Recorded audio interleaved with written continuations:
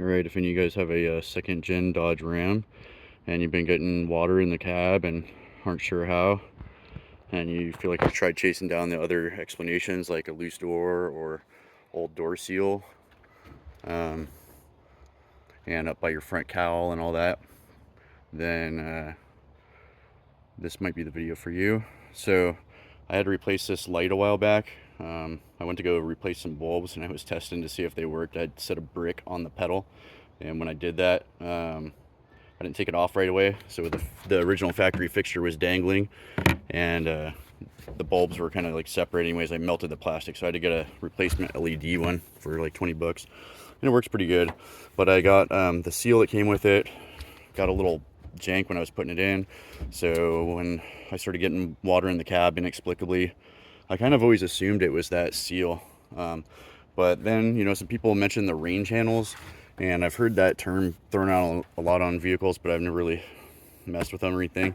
And on this truck, I didn't really know what it meant. I kind of wondered if it was like these up here or something, but I figured I'd discover when I looked. So that's what I did today. And I'll tell you right now, if you haven't ever got in here and cleaned these out, that's what you got to do, because there was so much gunk and grime in here. I mean, I got all these like little Q-tips and stuff, but there was like heaps of it, heaps and heaps of it. And there's like big wads of it on the ground and stuff too.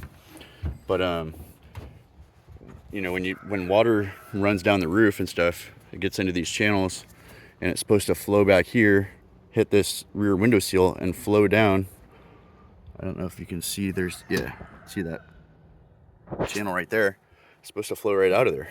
So if you want to test and see if this is your issue, you've probably heard people say, oh, take a hose to it and see if water comes in the cab. Well, you don't have to do all that. You just have to pour a little bit up here.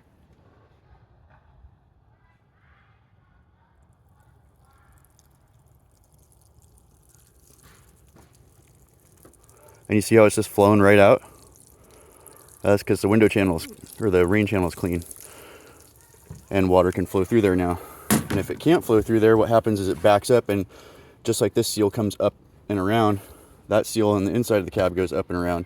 And if the water can't go out the sides or down, it's going to go up and over the seal and get into your cab and come behind your seat and everything, and get your carpet all moldy. And you're gonna have to clean that. It's a pain in the ass.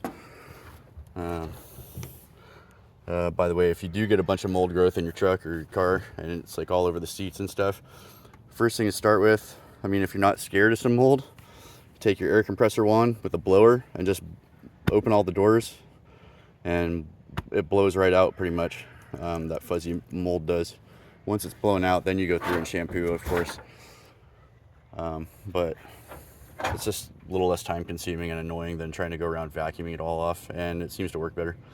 So anyways, I use these long Q-tips. I kind of don't recommend them. They had a place in this job, but they were definitely, if it would have been the only thing I used, I would have been in trouble, because they'll break off a lot as you go. And then when you get chunks stuck, you're kind of screwed.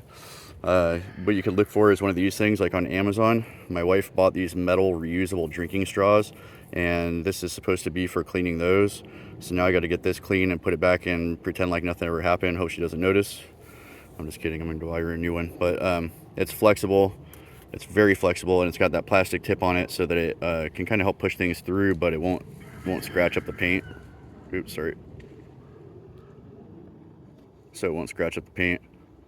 And then get you a bucket of dish soapy water, and just keep, you know, you can keep shaking it around in there as you get gunk out and get it all dirty. Shake it, and then keep going through until you can pass this thing all the way down and through, and you're not getting big wads of crud coming out with it. I found that there really wasn't that much stuff up here.